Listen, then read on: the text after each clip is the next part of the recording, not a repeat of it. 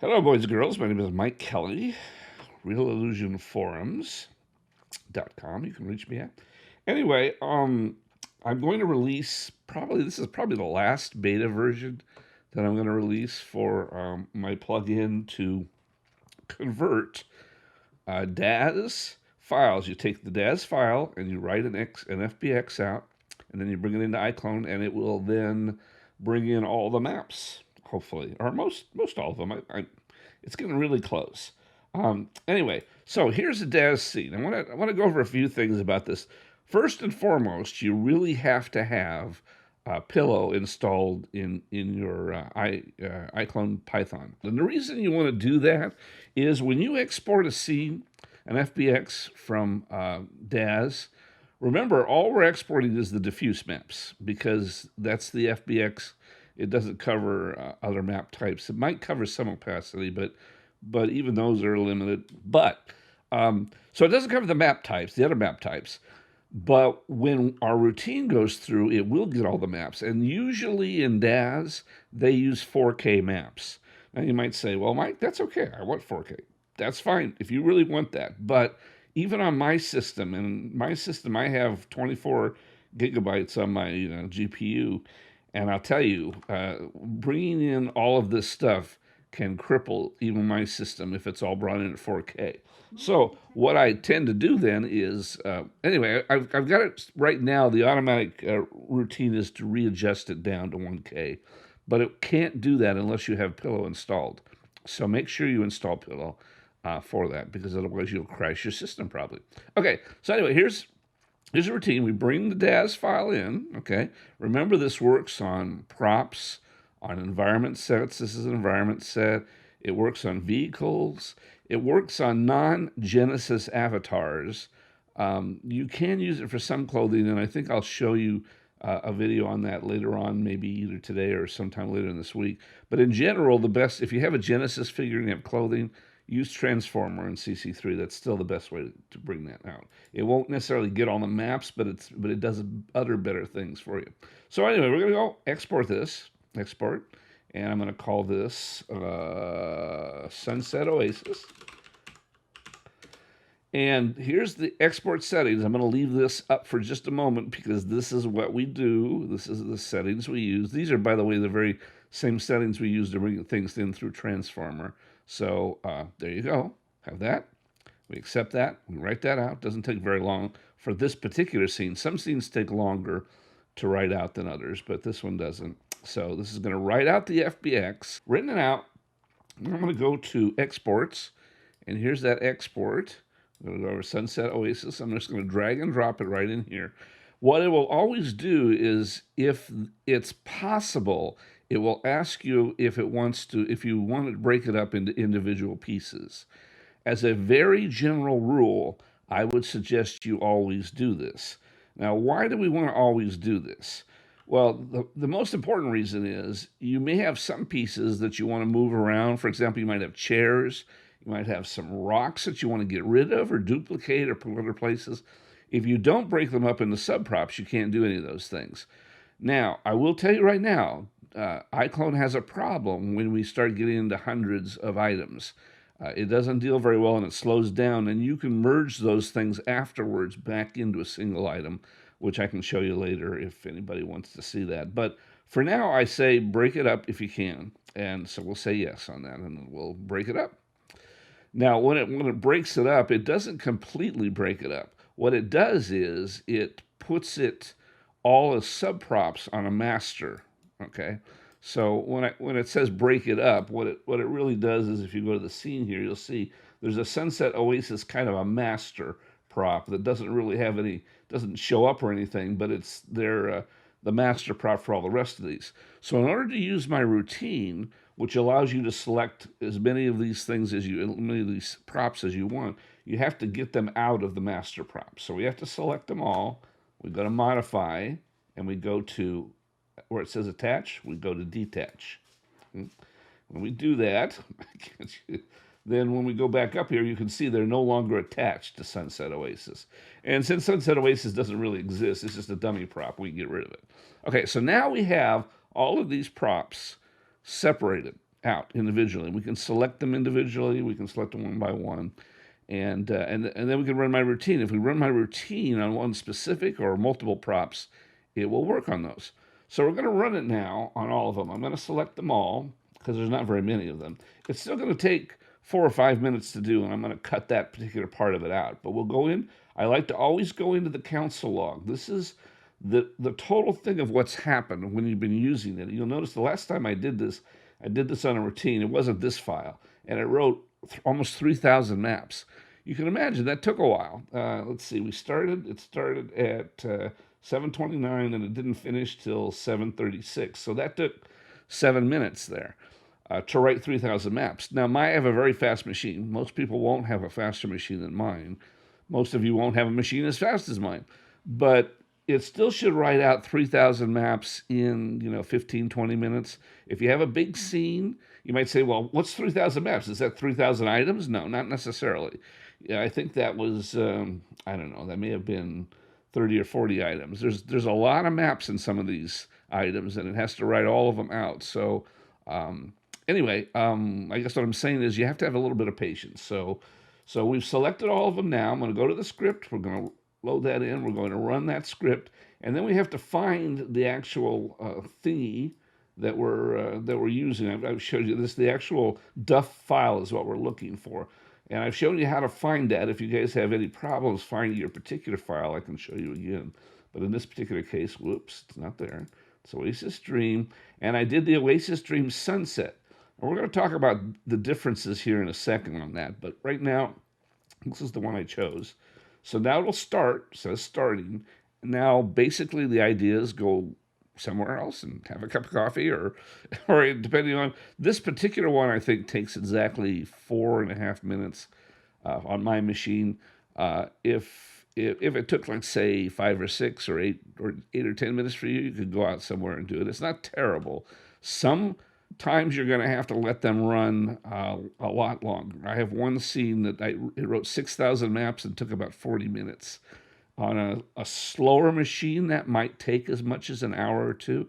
If it's taking too long, stop it. And if you have subsets of items, try to run it on just 1 or 2 items and see if it's actually even running on 1 or 2 items, or if there's a problem with the file itself.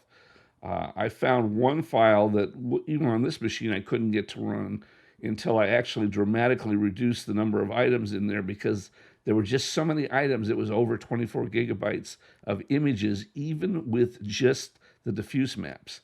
And so that was killing my machine. So you might have similar issues. So in any case, give it some time. We'll be back in a bit. Okay, we're back. And it took just slightly over 4 minutes to run. It usually takes about 4 minutes to run. I think it took a little longer because I'm also recording the stream at the same time. That does bring up an important point, though. Make sure you don't do anything else on your computer while this is running. It's very intensive, and you can crash your system just by moving things around here. Anyway, so you don't want to be doing anything else when this is running, because that will definitely impact the times. Okay, so a couple things. First of all, the log file is very helpful to me to know what's not happening correctly, but it's also helpful to you. So in this particular case, if you'll notice here, it goes to the file and it says that these maps here, it can't find this map. It's trying to find this environment map, okay? It's actually trying to find it for a number of meshes, but in actuality, what's happening is there's an environment map in the scene that should be used like in a sky and DAS.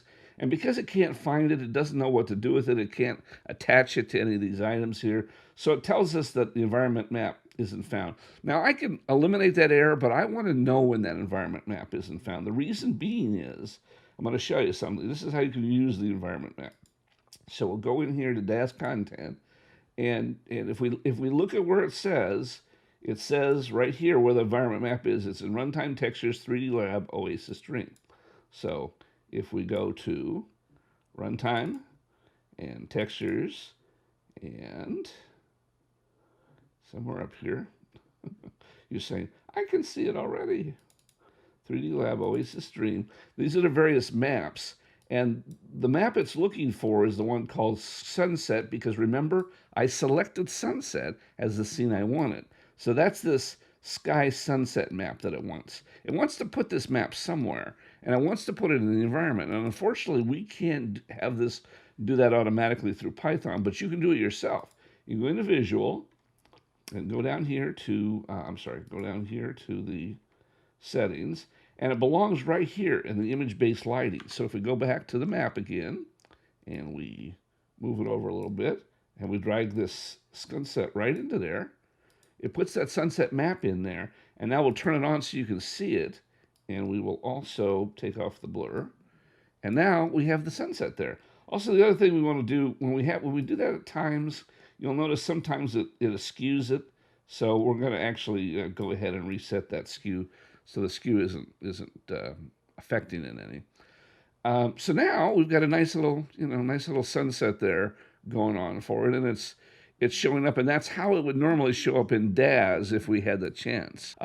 So that's one thing to do, is that you can if you see it says environment map there, you can find that map and go ahead in your visual settings and just add that map right into your IBL, and there you have it. And then that's exactly how it should look in the settings there. Okay, the other thing I wanted to mention to you is this particular item has a pond here, or water in there. As a general rule, you never want to use the water that comes in from DAZ. So sometimes the water comes in separately. So if we take this as an item, see if we can select it. Doesn't look like we can select it separately. Let's look at the scene and see. It's just a desert shape. So if we turn it on, no, actually there is water down there. Let's see where, oh, there it is, water shape. So there's that water. So we can turn that water off. But right now I want to leave it on because I'm going to use it as a guide. By the way, if this wasn't something we could turn on and off or delete, you could just set the opacity to 0 on the texture if that was the case. But what we want to do is we want to go to Content, and we want to add some water in here. And because this is like an oasis pond, I think maybe if we just use I don't know, pond ripple here, kind of that sort of thing. And then what we have to do is we have to lower it. So we want to lower the water until it matches exactly where that oasis was. So we just click on that, just go down, and you'll see at some point the water shape will appear on top of this, and we'll know we've gone too far. So we'll go down a little further, maybe a lot further. Oh, there we go. Okay, a little too far. Up, and there we go. So now we know we were at the right spot. That's where that actual water was for the other one. I actually might want to raise it up a little bit more myself, just a little bit more. I like it. And so now we can go into the scene itself, get that water shape, and we can actually delete it. Again, if the water shape was part of the scenery and you couldn't delete it, you could just turn the texture, make opacity down to 0. Okay? So there we go. So now if we have turn on the scene, you'll see there's a kind of a nice, and it reflects that sunset in there. So you've got the sunset stuff. It's just really a nice little oasis. Something I'd like to visit myself. Okay, so we want to go over the things again that you need to understand before you use it. Number one, the first and foremost is make sure Pillow is installed in your Python. Number two, once you have Pillow installed, make sure you have a config file installed for your and it will actually come with the config file. My README will explain all the rules about this. It'll talk about the DAZ config file. You need that to have that work. It will actually create that file if it doesn't exist for you, so it's not terrible, but it'd be better if you had. Export as FBX from DAZ, either an environment, set, or prop, vehicle, or a character that isn't a Genesis character. Bring it in here, break it up into submeshes, if you can, and on those submeshes, go ahead and select them all and detach them from the master mesh. And then go ahead and select whatever submeshes, all of them or some of them, that you want to run my routine on, and run the routine. Make sure you look at the console log to make sure that the maps were written, and if any maps were not written, it'll tell you which ones weren't. And then you let me know, because if there's some map that should be being written that isn't, I need to know to add it to this. I will tell you right now, there's one kind of glaring hole in this, other than environment maps, which I don't know that there's any way I can do anything about other than show you how to copy them in there. I'm also can't get layer maps in yet. There's a routine in DAS called LIE, which is a layer adjustment system or some, I don't know, some kind of layer thing. And very few developers use it on props and environments, but they use it all the time on makeup and tattoos and things. Um, very difficult to get in because it requires some image processing rules. I'm going to get it to work, but you should know that I've been experimenting with this, and out of, I don't know, several hundred DAS files I've tried, I've only found two that have that layer system in it. If you find it, it'll say I found a layer here, and then it'll just spit up a whole bunch of maps that it couldn't do anything with. I don't know how else to get those in yet, but I'm working on it. So we'll get there eventually. But that's the only main thing I can think of that we're missing out of this. And hope, as always, I'll accept suggestions, solutions, winning lotto tickets, or whatever else you got. Follow me on my YouTube channel or contact me on the Real Illusion Forum, and we will see you on the forums.